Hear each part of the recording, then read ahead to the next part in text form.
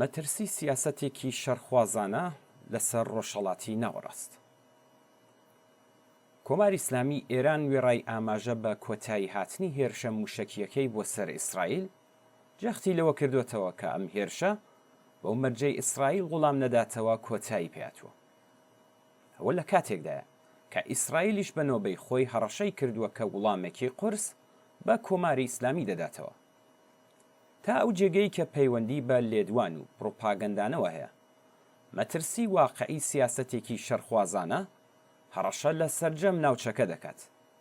لە هەمان کاتدا کە هۆکارگەلێکی زۆر هەن نیشان دەدات کە ئەگەری هەڵگیرسانی شەڕێکی بە تەواو مەعنا و وێران کرد لەسەر ئاستی دەوڵەتەکان زۆر لاوازە، بەڵام لەگەڵەوەشدا نابێت ئەگەری لە کۆنتڕۆڵ دەرچوون و ڕوودانی شەڕێکی لەو چەشنا لەبەرچاو نەگیردرێت. کۆماری ئیسلامی بە هاویشتنی نزیکەی 200 موشەکی دوورمەودا بەرەو ئیسرائیل هەوڵیدا ئەو هەڕەشانەی کە دوای کوژرانی ئیسماعیل هەنیە لە تاران کردبووی بە جۆرێک بەکردەوە دەربهێنێت.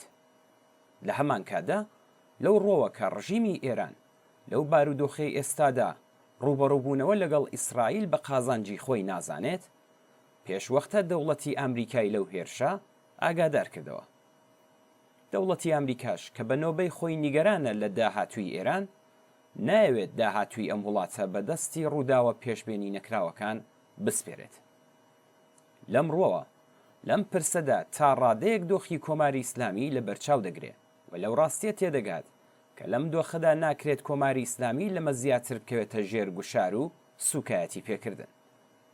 هەر بۆیە هەوڵ دەدات کە زیادە ڕۆیەکانی دەوڵەتی نەتانیاهۆ لە وڵامدانەوە بە هێرشی موشەکی کۆماری ئیسلامی سنووردار و کۆنتڕۆڵ بکات.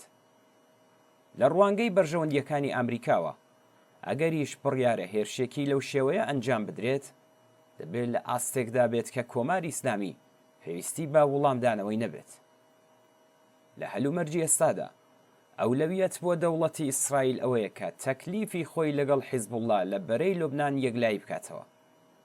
لەو ڕۆ پێدەچێت تا ئەو کاتە زۆر حەز نەکات بەرەیەکی شەڕی بە تەوامانە لەگەڵ کۆماری ئیسلامی بکاتەوە.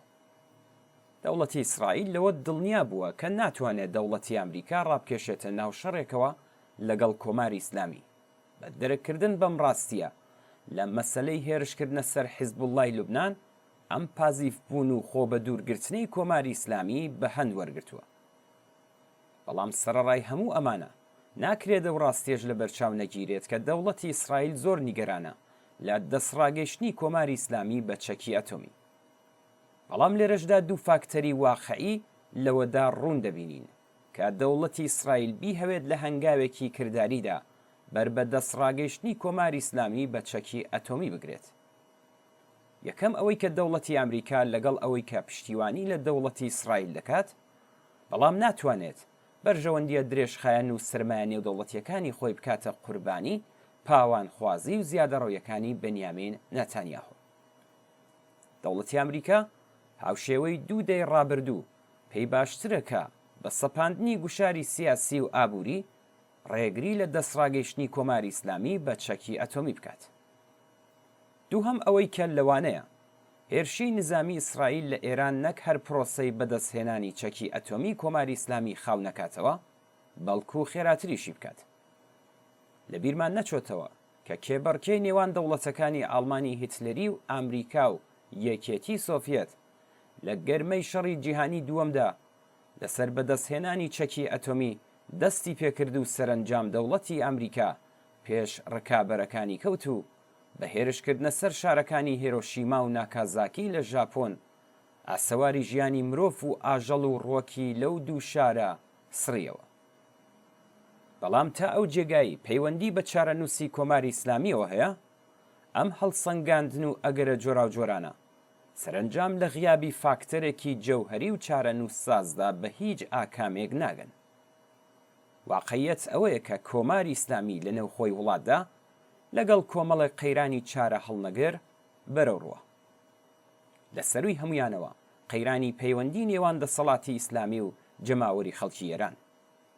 دەسەڵات نەک هەر مافی ژیانێکی ئاسایی لە زۆربەی هەرە زۆری کۆمەلگا زەوت کردووە، بەڵکو بە زیندانی کردن، لە سێدارەدان، سەرکوتکردنی ئازادیە دێمۆکراتیکەکان، دەستێوەردان لە هەموو بوارەکانی ژیانی تایبەتی ئینسانەکان، هەژاری، گرانی، هەڵاوسان، چەوسانەوە، بێکاری، گەندەڵی، دارایی و ئیداری و هیتر ژیانی لە خەڵک تاڵ کردووە. خەڵک لە ئاست ئەمبار و دۆخەدا بێدەنگ و بێ هەڵوێست نین. شۆڕشی ڕزگاری بەخشی ژن ژیان ئازادی لە فۆرم و شێوازی نوێدا هەروە بەردەوامە. چارەنووسی کۆماری ئیسلامی پەرەسەندنی خەباتی ڕوو لە گەشەی کۆمەڵانی خەڵکی کرێکار و زەحمەتکێش و ستەمدیت و بێبەشی ئێران دیاری دەکات. خەڵکی ئێران خوازیاری ڕووخاندنی کۆماری ئیسلامین، بەڵام نەک بەدەستی ئەمریکا و ئیسرائیل. چارەنووسی کۆماری ئیسلامی دەبێ بە بزوتنەوەی شۆڕشگێڕانەی جەماوەر و بەدەستی کۆمەڵانی خەڵکی ئێران دیاری بکرێت. تەنیا بەم شێوەیەکە خەڵک دەتوانن بگەن بە ئامانجی شۆڕشەکەیان کە بریتیە لە ئازادی و ئەمنیەت و خۆشگوزەرانی.